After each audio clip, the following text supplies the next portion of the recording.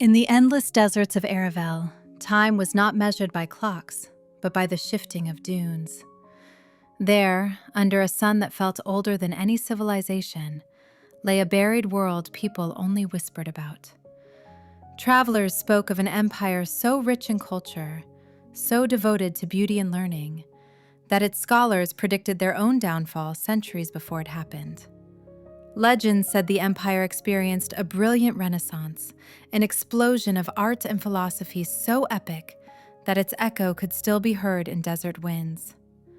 This empire, known as the Empire of Echoes, had once woven dozens of ideologies, traditions, conventions, and customs into a single identity.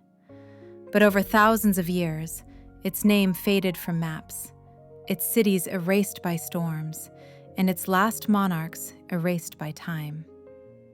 Yet some believed that under enough layers of sand, the empire was only sleeping.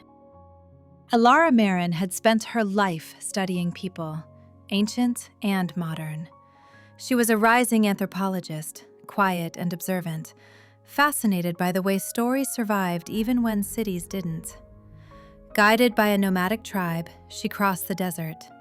These aboriginal wanderers were the oldest inhabitants of the region, natives whose local knowledge surpassed any history book.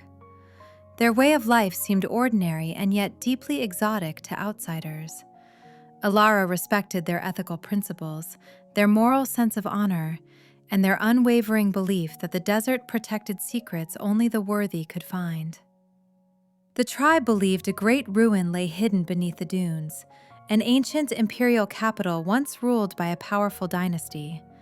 They had stories about it, of scholars who engraved prophecies into stone, of queens who spoke to the wind, and of an emperor who feared not death, but forgetting. They told Elara she was meant to find it. The excavation began at dawn. Elara and the tribe cleared sand with patience and respect. For days, they found nothing but broken tiles and fragments of pottery. But one morning, her brush uncovered a slab covered in ornate engraving, a stone door. Beneath it, buried chambers waited. The team worked tirelessly. They found antique tools, decorated columns, and remnants of paint that once decorated palace walls. Their excitement grew when they uncovered a long staircase leading underground. It was the entrance to the imperial court. The walls were covered in symbols, records of the empire's chronology, their victories, fears, and dreams. Elara knew instantly what she had found, a civilization frozen in time. She carefully collected items, storing them for future study in a great museum, one that could finally tell the world the truth. Deeper inside, torchlight revealed something breathtaking. A grand temple, its floor covered in polished stone, its ceiling lost in shadow. Beside it stood a towering pagoda, carved with symbols of the empire's religion. The walls depicted rituals carried out with strict etiquette, a system of belief built on harmony. They believed each soul carried a spirit connected to every other. The temple was marked sacred, hallowed, and deeply holy. But Elara found something curious. Scrolls showing visitors from distant lands, figures resembling a pope, bishops, and priests, carrying the Bible and teaching the architecture of churches, cathedrals, and the order of choirs and monks. Foreign missionaries had come here long ago. The empire had not rejected them. It had blended their teachings with its own. A dangerous mixture, perhaps. Elara felt that this temple held the key to both the empire's greatness and its downfall. In the deepest chamber, untouched for centuries, a mural covered the wall. It showed the emperor, tall and solemn, seated beside the king, queen, and prince. Their faces were beautifully carved, yet shadowed by sorrow. Elara translated the ancient script. When tradition meets the tide of change, harmony becomes fragile. The empire had believed in balance, but foreign ideologies clashed with native ones. Some nobles clung to the old ways, defending feudalism and even slavery. Missionaries condemned these systems, calling for equality and moral reform. Conflicts spread through the empire. Scholars debated ethics, leaders debated religion, people debated identity.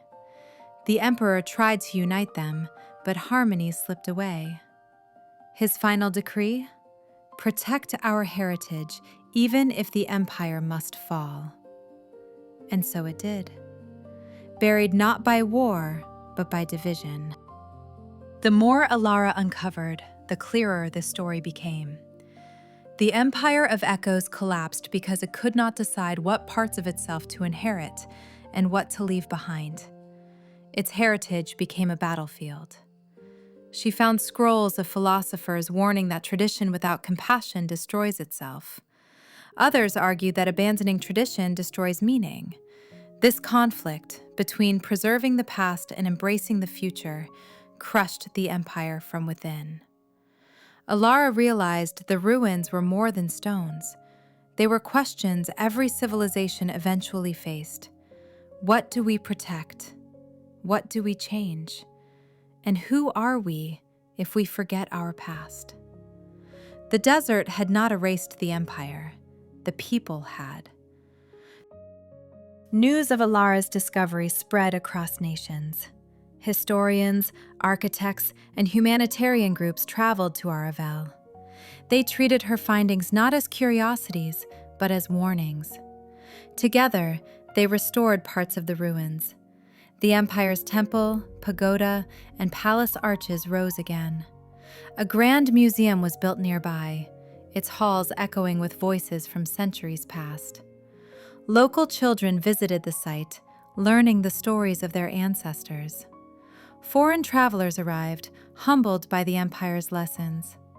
Choirs occasionally performed ancient hymns reconstructed from carved symbols, filling the desert with music that had not been heard for 1,000 years. The empire lived again, not as a kingdom, but as wisdom.